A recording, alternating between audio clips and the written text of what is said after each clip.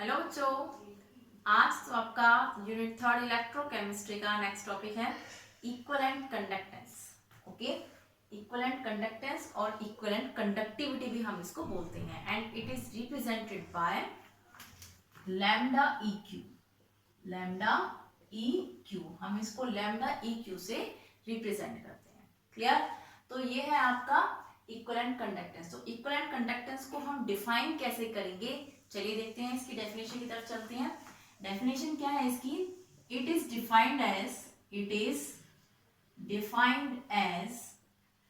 The conducting power of all the ions produced by dissolving 1 gram equivalent of electrolyte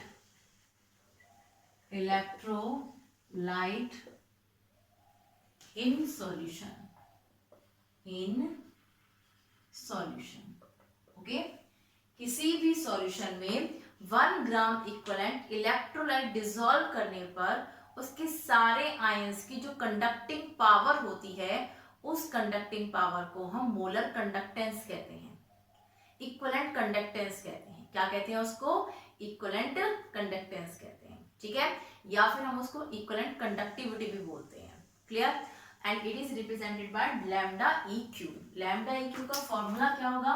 lambda E Q is equal to, E Q मतलब equivalent, okay, kappa into 1000 upon में normality, N for normality.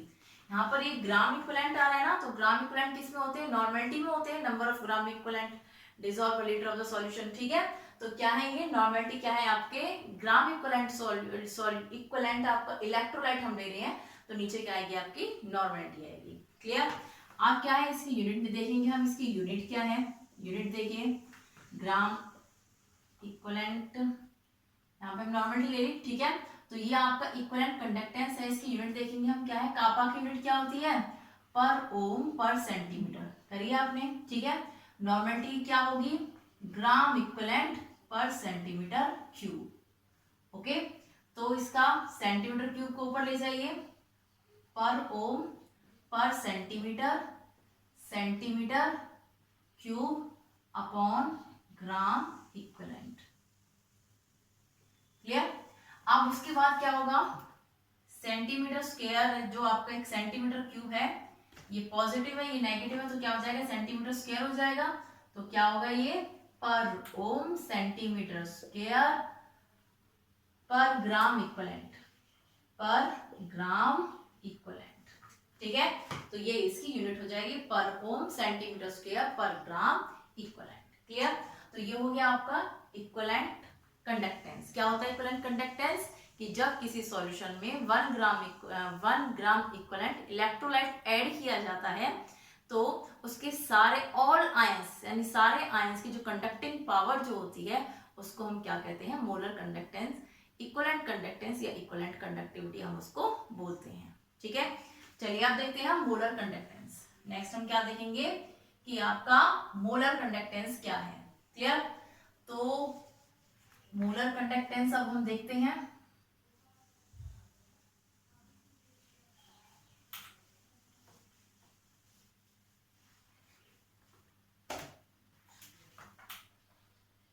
Molar conductance, okay, इसको हम represent करते हैं del M से। किसे represent करेंगे? Del M. वही सेम मोलर कंडक्टेंस में हम क्या ले लेते हैं? मोल ले लेते हैं। किसी भी सॉल्यूशन में 1 मोल इलेक्ट्रोलाइट ऐड करने पर, यहाँ पर ग्राम इक्विवेलेंट था, इक्विवेलेंट कंडक्टेंस में, मोलर कंडक्टेंस में क्या होगा? किसी भी सॉल्यूशन में 1 मोल इलेक्ट्रोलाइट ऐड करने पर उसके ऑल आयंस की जो कंडक्टिंग पावर होती है, उसको हम मोलर कंडक्टेंस या फिर हम उसको मोलर कंडक्टिविटी बोलते हैं। ठीक है, and it is represented by lambda M. इसको हम लैम्डा एम से रिप्रेजेंट करते हैं। फॉर्मूला क्या होगा इसका? Lambda M is equal to kappa into 1000 upon में m for molarity. Clear. Unit क्या होगी इसकी, यूनिट डेल m की यूनिट क्या होगी, कापा की यूनिट क्या होती है, पर ओम पर सेंटीमीटर, मोलरिटी इज मोल पर centimetre cube. Okay, centimetre cube को फिर से ऊपर ले जाइए तो क्या होगा, पर ओम पर सेंटीमीटर, सेंटीमीटर क्यूब अपॉन में मोल। तो ये कितना हो जाएगा आपका, पर ओम सेंटीमीटर स्क्वायर पर मोल। क्लियर, ये इसकी यूनिट हो जाएगी। ओके, तो ये हो गया आपका molar conductance. Okay, molar conductance में सिर्फ यहाँ पर क्या आती है, मोलरिटी आती है, और इक्विवेलेंट कंडक्टेंस में यहाँ पर नॉर्मेलिटी आती है। क्लियर है इतना। ओके, चलिए अब हम देखते हैं molar conductance at infinite dilution. Infinite dilution मतलब इसमें बहुत ज्यादा पानी मिला हुआ है, ये मतलब है उसका। चलिए देखते हैं क्या है infinite dilution. Molar conductance at infinite dilution, infinite dilution. Okay, molar conductance at infinite dilution क्या है। सबसे पहले तो हम देखते हैं इसको हम रिप्रेजेंट कैसे करते हैं। ठीक है, molar conductance is represented by del m and infinite dilution के लिए क्या लगा देंगे हम, नॉट। क्या लगा देंगे आप, नॉट। तो molar conductance at infinite dilution is represented by del naught m। Clear, इसको हम ऐसे रिप्रेजेंट करते हैं। अब क्या है मोलर कंडक्टेंस इनफाइनाइट डाइल्यूशन, क्या है कि किसी भी सॉल्यूशन का मोलर कंडक्टेंस जब उसका कंसंट्रेशन अप्रोच करता है 0। ठीक है, तो क्या है, it is defined as, it is defined as molar conductance of a solution when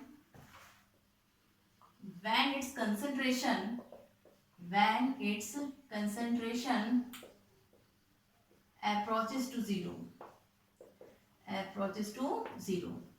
यानी जो उसकी कंसंट्रेशन है किसी भी सॉल्यूशन की वो क्या हो जाए, 0 के बराबर हो जाए। अप्रोक्सीमेटली कितनी हो जाए, 0 के बराबर हो जाए। तो उस टाइम पर जो मोलर कंडक्टेंस होती है उस सॉल्यूशन की, उसको हम क्या बोलते हैं, molar conductance at infinite dilution. Infinite dilution में यहाँ पे ये नहीं है कि किसी भी सॉल्यूशन में हमने पानी मिला दिया, इनफाइनाइट पानी मिला दिया, इसकी कोई लिमिट नहीं है। ठीक है, ऐसा नहीं है।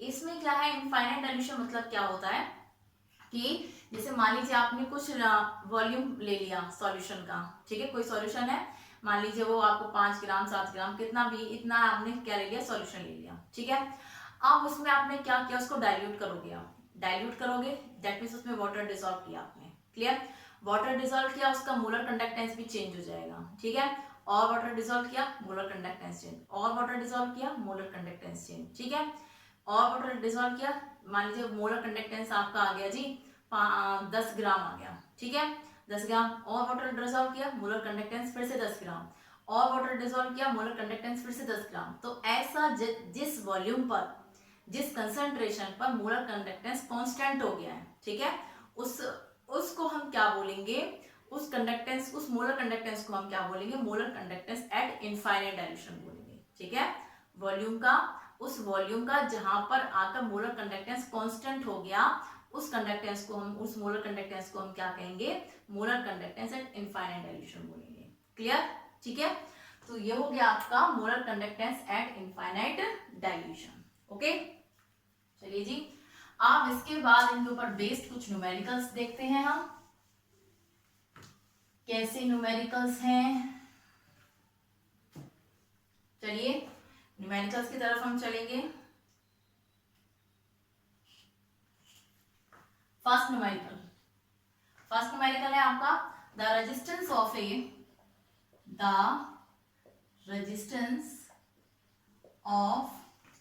0.01 n नॉर्मेलिटी दी हुई है, मतलब solution at 25 degree Celsius is found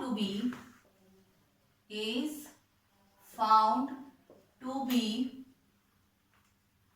200 ohms, calculate equivalent conductivity of the solution,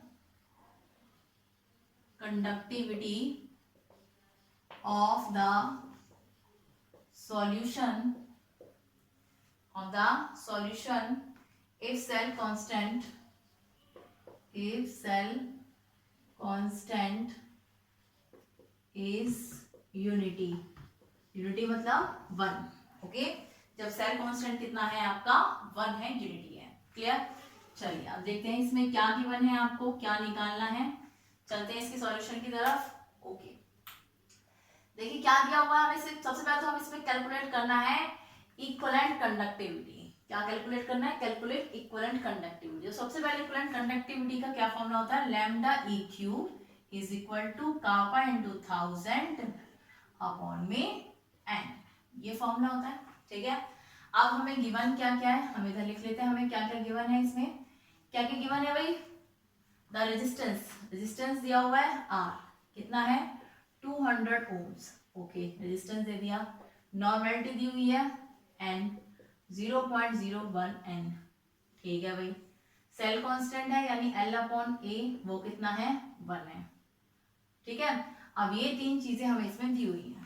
चलिए सबसे पहले हमें इसके लिए हमें नॉर्मेलिटी चाहिए। नॉर्मेलिटी हमारे पास है। अब कापा हमें निकालना है यहाँ पर। ठीक है, क्या निकालना है? कापा। अब कापा निकालने के लिए फॉर्मूला क्या होता है?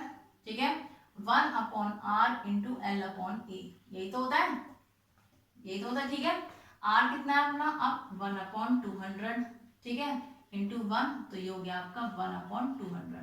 कापा की यूनिट क्या होती है? पर ओम पर सेंटीमीटर।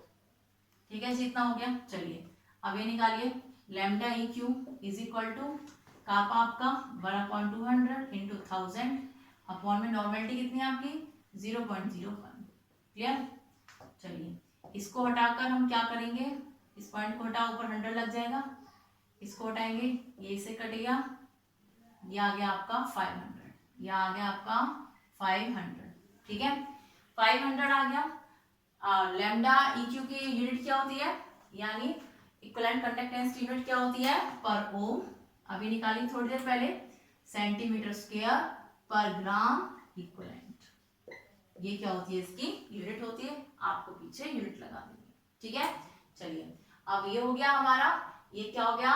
न्यूमेरिकल। ओके, क्लियर है? बस जो निकालना है फॉर्मूला रख दो, जो निकालना है उसका फॉर्मूला क्या करके वन पुट कर दो, बस हो गया। क्लियर? चलिए अब चलते हैं हम नेक्स्ट न्यूमेरिकल की तरफ।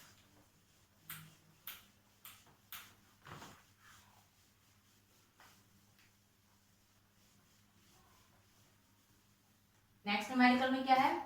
The molar conductivity of, second is the molar conductivity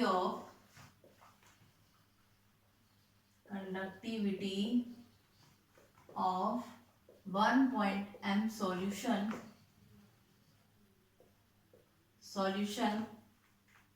of an electrolyte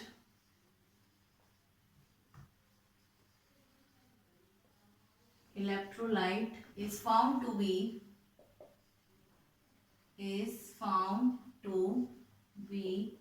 138.99 Simon centimeter square per mole. Calculate the conductivity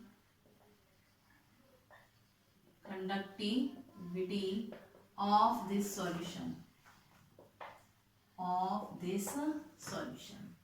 okay, चलिए ये स्टेटमेंट है हमारी। क्या है इसमें देखते हैं। सबसे पहले तो मोलर कंडक्टिविटी गिवन है। ठीक है, molar conductivity that means lambda M है आपका 138.9 पर ओम सेंटीमीटर स्क्वायर पर मोल। यही होगा। पर ओम को हम साइमन बोलते हैं, ओके, या फिर मो बोलते हैं, तो ये साइमन लिख दिया पर ओम की जगह। क्लियर? ये हो गया। और क्या गिवन है हमें? मोलरिटी गिवन है 1.5 m। मोलरिटी कितनी है आपकी? 1.5 m। ये गिवन है। चलिए अब हमें क्या कैलकुलेट करना है, conductivity of the solution. Okay, conductivity means kappa, conductivity means क्या होता है, कप्पा। तो लैम्डा एम का फॉर्मूला क्या होता है, कप्पा इंटू 1000 अपॉन में एम, यही होता है, डेल एम का फॉर्मूला यही होगा। ठीक है, तो अब क्या हो गया आपका, ये लैम्डा एम का फॉर्मूला आपका ये हो गया। अब ये जो है हमें इसमें से कप्पा निकालना है, क्या निकालना है, कप्पा हमको फाउंड करना है। तो क्या होगा भाई, क्या होगा, lambda M into M upon में 1000, ये हो जाएगा। लैम्डा एम की वैल्यू कितनी है, 138.9 इंटू एम कितना है, 1.5 अपॉन में 1000। ओके, इसको सॉल्व कर लेंगे हम। इसको सॉल्व करने के बाद आएगा 0.2083। क्लियर, कप्पा की यूनिट क्या होती है, पर ओम पर सेंटीमीटर। क्लियर, और ये इसकी यूनिट लगा देंगे। बहुत सिंपल सा, इजी सा, बिल्कुल। क्या करना है, सिर्फ कप्पा निकालना है, ये 1000 नीचे और वैल्यूज पुट करके कैलकुलेट कर लो और आंसर निकल जाएगा। ठीक है, ओके। तो इसी टाइप के न्यूमेरिकल्स इसमें से आते हैं डायरेक्टली, मतलब ऐसे किसी में कुछ पूछ लिया जाता है, किसी में कुछ पूछ लिया जाता है। क्लियर, चलिए इसके बाद हम एक और न्यूमेरिकल देखते हैं, last.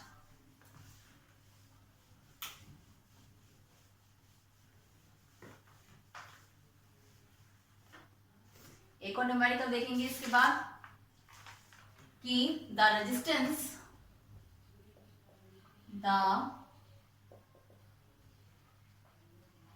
resistance of a 0.5 m solution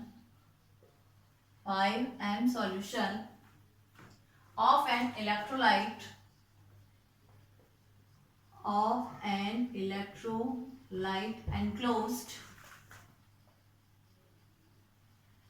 enclosed between two platinum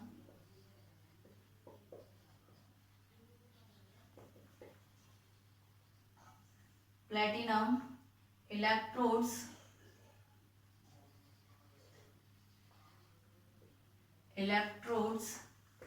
having 1.5 centimeter apart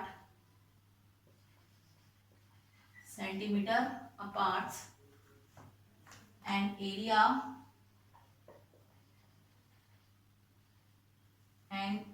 of 2.0 centimeter square was found to be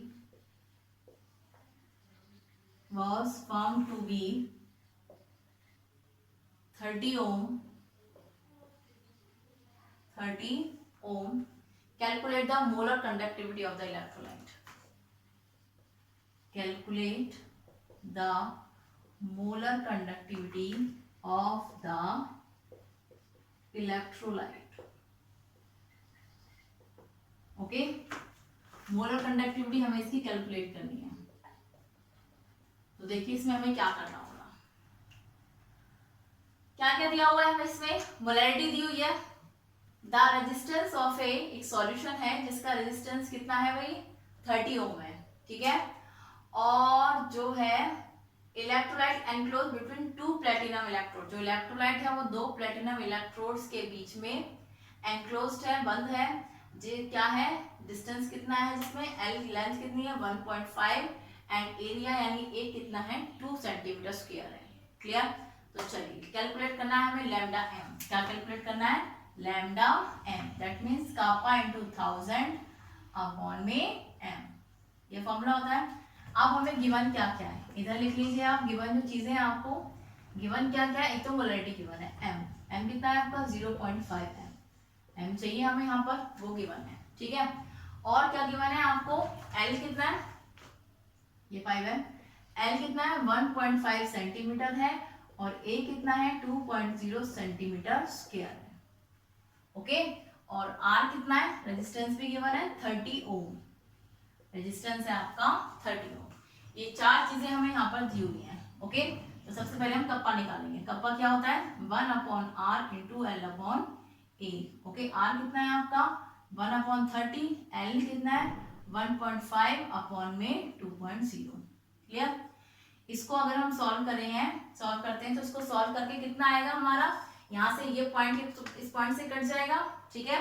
तो इसको सॉल्व करके आएगा 0.025 कप्पा की यूनिट है पर ओम पर सेंटीमीटर।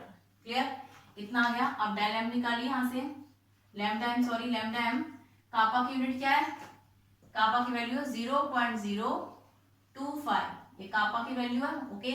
1000 एम कितनी है आपकी, मोलरिटी कितनी है 0.5, ओके। इसको जब हम सॉल्व करते हैं, इसको सॉल्व करके आता है हमारा 50, इसको सॉल्व करके कितना आएगा 50 पर ओम सेंटीमीटर स्क्वायर पर मोल, ओके। ये आपका इसका आंसर आ जाएगा। क्लियर, इसको हम यहां से इस पॉइंट को हटा के नीचे 1000 लगाएंगे भाई, ये से कैंसिल आउट हो गया और ये क्या हो गया, इसको हटा के पॉइंट लगाएंगे, यहाँ पॉइंट लग जाएगा और ये इसे 50 पकड़ हो जाएगा, ठीक है। तो 50 आंसर आ जाएगा, ओके। तो ये आपका आ गया। इसमें क्या है, हमें मोलरिटी गिवन है, कप्पा के लिए हमें रेजिस्टेंस गिवन है, एल गिवन है, ए गिवन है, ठीक है। यहाँ से हमने कप्पा निकाल लिया, कप्पा की वैल्यू पुट कर दी और आपका आंसर आ गया। क्लियर, तो इसी टाइप के न्यूमेरिकल्स आते हैं बस इसमें से, ओके। चलिए अब इसके बाद हम क्या देखेंगे, इसके बाद देखेंगे हम क्रॉक्स लॉ। क्रॉक्स लॉ क्या होता है, ओके, जिसको जो है इनफाइनाइट डाइल्यूशन पर जिसको दिया गया था, eight infinite dilution. Infinite dilution आपने देख लिया है क्या होता है,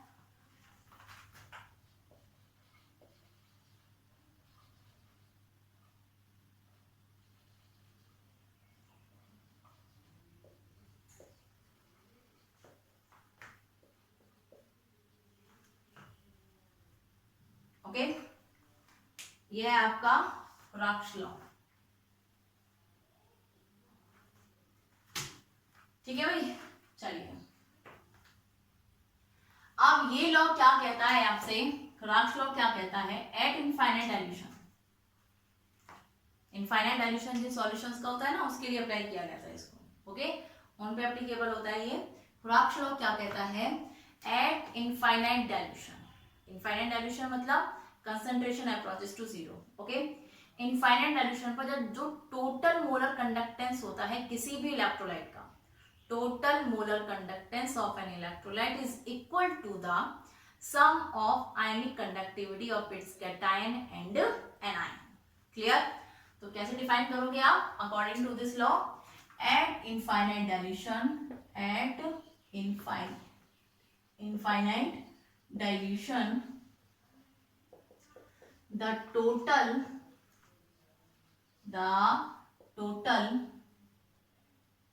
molar conductivity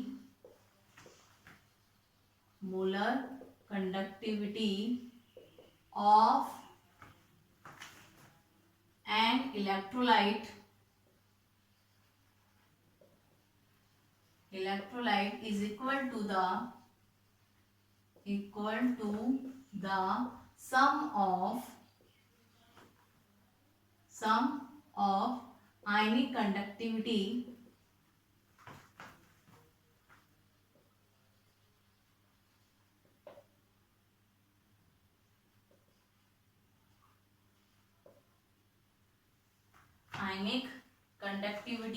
of cations और anions,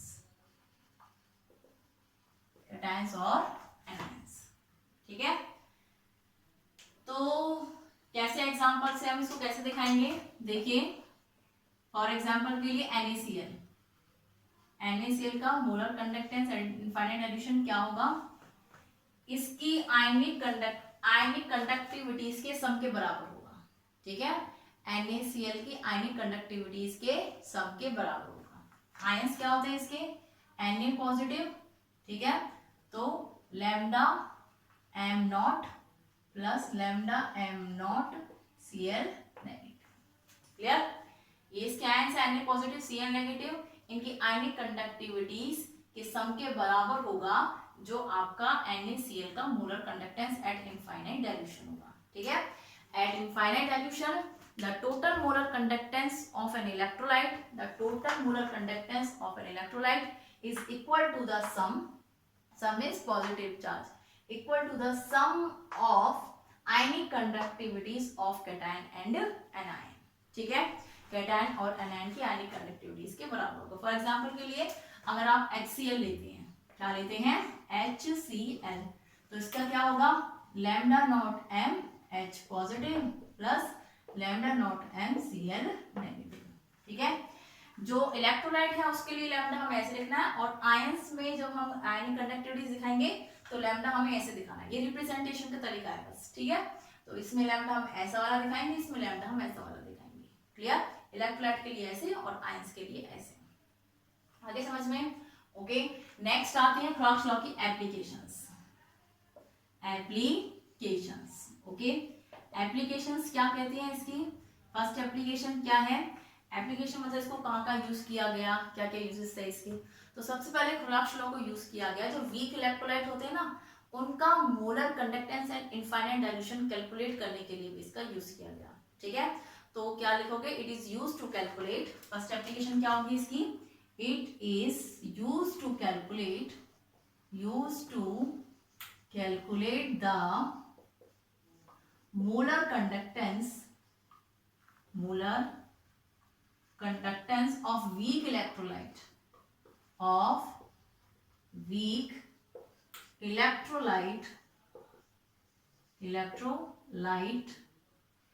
at infinite dilution. क्लियर, वीक इलेक्ट्रोलाइट का मोलर कंडक्टेंस निकालने के लिए, वो भी कब, इनफाइनाइट डाइल्यूशन पर. ठीक है, इसका यूज किया गया. फॉर एग्जांपल के लिए वीक इलेक्ट्रोलाइट कौन सा होता है आपका, एसिटिक एसिड होगा, CH3COOH.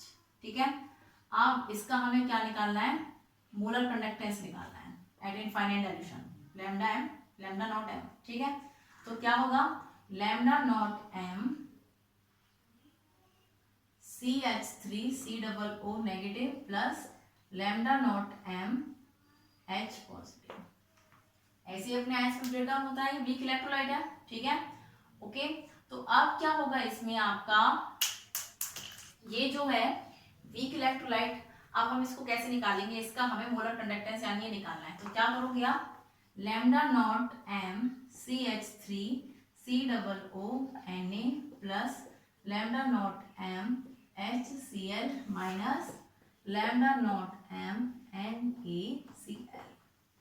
ओके, अब इसमें तो हमने Na ऐड कर दिया, यहाँ पर एक नेगेटिव आयन एक पॉजिटिव आयन इसके साथ कर दिया. ठीक है, ये पॉजिटिव एक नेगेटिव आयन इसके साथ ऐड कर दिया. ओके, यानी हमने यहाँ पर Na ऐड किया, एक Cl ऐड किया, दो आयंस ऐड किए, दोनों आयंस को हमने यहाँ से उनकी मोलर कंडक्टिविटीज को माइनस पे कर दिया. दो की मोलर कंडक्टिविटी को ऐड किया, दो की मोलर कंडक्टिविटीज को माइनस कर दिया. कोई इफेक्ट पड़ेगा यहाँ पर, कोई इफेक्ट नहीं पड़ेगा. ठीक है, जैसे आप मैथ्स में करते हो, दो इधर 2 इधर जोड़ दिया, 2 इधर जोड़ दिया, left hand side right hand side दोनों साइड 2 2 कुछ भी जोड़ देते हो आप, तो कुछ इफेक्ट पड़ता है नहीं. तो हमने क्या किया, NaCl Na और Cl इसमें जोड़ा, ऐड किया, और NaCl इसमें से उनकी मोलर कंडक्टिविटीज को सब्ट्रैक्ट कर दिया. ठीक है, ओके, तो यहाँ से हम क्या निकाल सकते हैं, एसिटिक एसिड का मोलर कंडक्टेंस निकाल सकते हैं एट इनफाइनाइट डाइल्यूशन. तो यहाँ पर क्रॉक्स लॉ को क्या किया जा सकता है, यूज किया जाता है. ठीक है, ऐसे हम अमोनियम हाइड्रोक्साइड की भी निकाल सकते हैं. अमोनियम हाइड्रोक्साइड भी क्या है आपका, वीक इलेक्ट्रोलाइट है. Ammonium hydroxide NH4OH. ओके, तो उसका कैसे निकालोगे आप,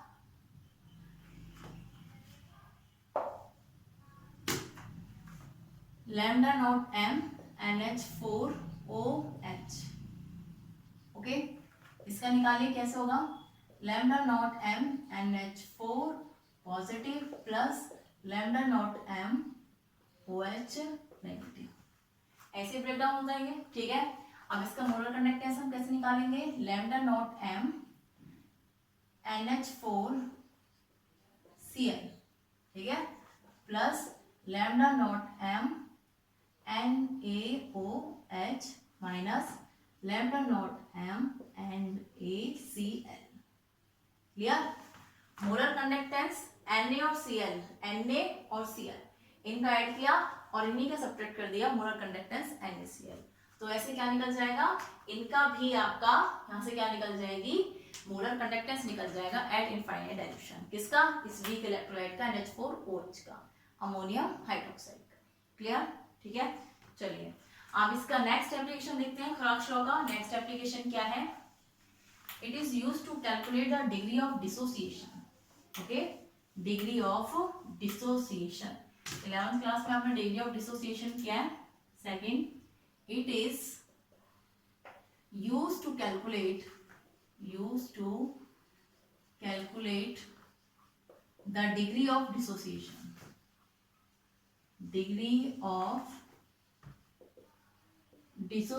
of weak electrolyte, dissociation of weak electrolyte. Okay, degree of dissociation is alpha. Formula क्या होगा इसका? Lambda MC lambda naught M। Okay, alpha क्या है यहाँ पर? डिग्री ऑफ डिसोसिएशन है, और ये लैम्डा MC क्या है यहाँ पर? Molar conductance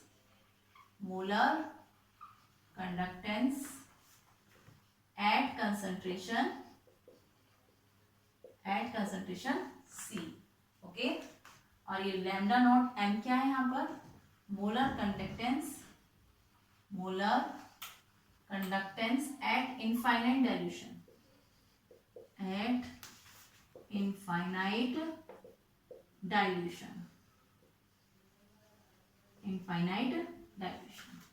clear? तो हम क्या कर सकते हैं कि degree of dissociation weak electrolyte का हम it is used to calculate degree of dissociation weak electrolyte. ठीक है, तो lambda naught M weak electrolyte, यहाँ पर क्या हो रहा है? इनफाइनाइट डाइल्यूशन की बात चल रही है। इनफाइनाइट डाइल्यूशन के केस में हम किसको यूज करते हैं? क्रॉक्स लॉ को यूज करते हैं। तो यहाँ पर क्रॉक्स लॉ यूज हो रहा है, लैम्डा नॉट M और यहाँ लैम्डा MC। तो C कंसंट्रेशन कहाँ है? एट कंसंट्रेशन C, और ये क्या है? एट इनफाइनाइट डाइल्यूशन कंसंट्रेशन है। ठीक है, मोलर कंडक्टेंस है ये, तो molar conductance at concentration C है, और ये molar conductance at infinite dilution है। अल्फा क्या है आपका? डिग्री ऑफ डिसोसिएशन है। क्लियर? ओके, नेक्स्ट है थर्ड आपका, it is used to calculate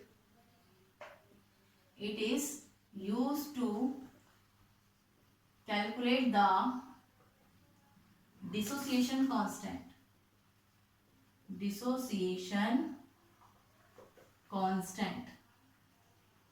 dissociation constant of weak electrolyte. Okay, weak electrolyte का डिसोसिएशन कांस्टेंट निकालने के लिए भी हम इसको यूज करते हैं। डिसोसिएशन कांस्टेंट किसे रिप्रेजेंट करते हैं हम? K से, एंड C क्या है? कि कंसंट्रेशन C पर इन टर्म्स ऑफ कंसंट्रेशन, यानी dissociation constant in terms of concentration है। क्लियर? ओके, ये क्या है? Dissociation constant in terms of concentration. तो ये क्या, इसका फॉर्मूला क्या होता है? Alpha C² upon 1 minus alpha. ये इसका फॉर्मूला होता है। क्या है यहाँ पर? Kc क्या है? Dissociation constant in terms of concentration. Dissociation constant क्या होता है? In terms of concentration C हो गया। ठीक है, अब C अल्फा, अल्फा क्या है यहाँ पर? अल्फा क्या है यहाँ पर? डिग्री ऑफ डिसोसिएशन है, डिग्री ऑफ डिसोसिएशन। ओके, और C क्या है? C इज इक्वल टू क्या है आपका? कंसंट्रेशन है, concentration of weak electrolyte. Week electrolyte का कंसंट्रेशन क्या है यहाँ पर? C है। ठीक है, ओके, तो ये है आपका डिसोसिएशन कांस्टेंट। फॉर एग्जांपल के लिए हम ले लेते हैं वीक इलेक्ट्रोलाइट, तो आपका एसिटिक एसिड ही होता है सबसे वीक इलेक्ट्रोलाइट, सबसे बेस्ट एग्जांपल वही होता है वीक इलेक्ट्रोलाइट का। तो उसको एग्जांपल से दिखाते हैं हम इसमें डिसोसिएशन कांस्टेंट के केस में। चलिए, for example acetic acid CH3COOH, ये अपने इसमें टूटती है जब इक्विलिब्रियम शो होता है। ठीक है, तो CH3COO नेगेटिव, प्लस में आपका क्या होगा? H positive. यही होता है, ये भी एक्वस फॉर्म में होगा, ये भी एक्वस फॉर्म में होगा, और ये भी एक्वस फॉर्म, तभी तो इनमें से इलेक्ट्रिसिटी पास होगी। ठीक है, ओके जी, चलिए अब क्या होगा? एट टाइम जब टाइम क्या होगा, 0 होगा। टाइम कितना होगा, 0 होगा, यानी जब टाइम रिएक्शन स्टार्ट नहीं हुई है, जब रिएक्शन स्टार्ट नहीं हुई है तो उस टाइम पर एसिटिक एसिड की कंसंट्रेशन C है और प्रोडक्ट जो है उसकी कंसंट्रेशन 0 है। ठीक है, जब रिएक्शन स्टार्ट ही नहीं हुई है, दैट मींस जो रिएक्टेंट है वो प्रोडक्ट में कन्वर्ट नहीं हुआ है, इसका मतलब एसिटिक एसिड अपने आयंस में ब्रेक डाउन नहीं हुआ है, तो इनकी कंसंट्रेशन 0 है और जो आपका एसिटिक एसिड है उसकी कंसंट्रेशन C है। ठीक है, after time T, after time T, time T मतलब कुछ टाइम के बाद क्या होगा, मान लीजिए हमने कहा इसमें से C अल्फा जो है, कंसंट्रेशन C में से C अल्फा अपने आयंस में टूट गया।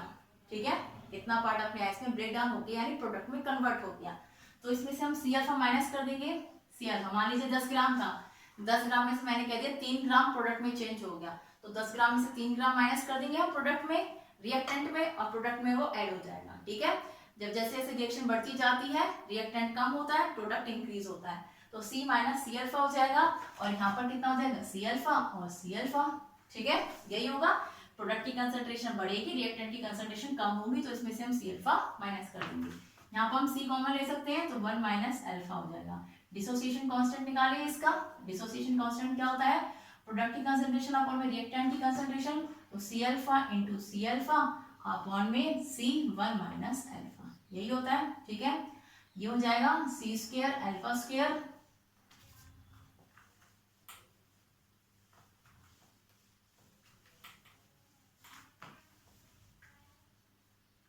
C square alpha square C 1 minus alpha, C से C का कैंसिल आउट हो गया, C alpha square 1 minus alpha. Okay, यही आया था आपका Kc का formula.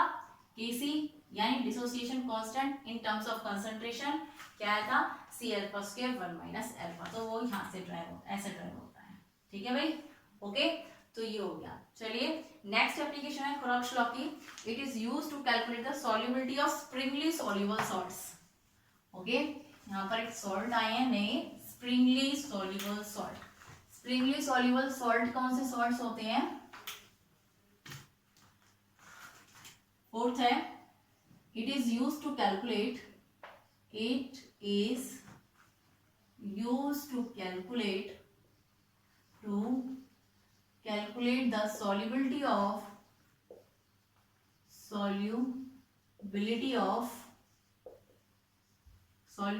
the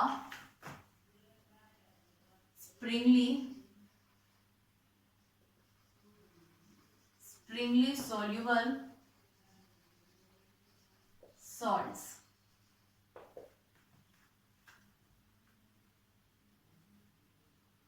okay, sparingly soluble salts कौन से होते हैं, sparingly soluble salts, those salt which are soluble in water to a smaller extent, जो वाटर में बहुत कम सॉल्युबल होते हैं, उन सॉल्ट्स को हम स्प्रिंगली सॉल्युबल सॉल्ट्स कहते हैं। क्लियर, तो ये सॉल्ट हो गया आपके स्प्रिंगली सॉल्युबल सॉल्ट। इनकी सॉल्युबिलिटी हम कैसे निकालेंगे, हमें पता है जो कापा होता है, कापा क्या होता है, डेल एम, डेल एम क्या होता है, डेल एम होता है हमारा यानी molar conductance kappa into 1000 upon में मोलरिटी। मोलरिटी क्या होती है, सॉल्युबिलिटी होती है, molarity is equal to solubility. Solubility कैसे कह सकते हैं मोलरिटी को, क्योंकि मोलरिटी क्या होती है, number of moles of solute dissolve per litre of the solution.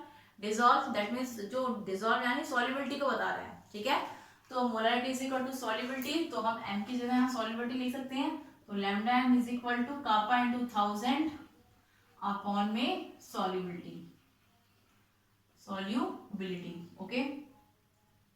अब सॉल्युबिलिटी हमें निकालना है, स्प्रिंगली सॉल्युबल सॉल्ट्स की हमें सॉल्युबिलिटी निकालनी है, तो यहाँ पर हम सॉल्युबिलिटी को ले लेते हैं, इज इक्वल टू सॉल्युबिलिटी को हम लेंगे तो डेल एम यहाँ पर आ जाएगा कापा इंटू 1000 अपॉन में लैम्डा एम। ओके, ये लैम्डा एम इधर आ गया, तो यहाँ से हम कैसे कर सकते हैं, यहाँ से हम सॉल्युबिलिटी कैलकुलेट कर सकते हैं स्प्रिंगली सॉल्युबल सॉल्ट्स की। क्लियर, ओके, तो ये 4 एप्लीकेशन है क्रोक्स लॉ की। ठीक है जी, थैंक यू।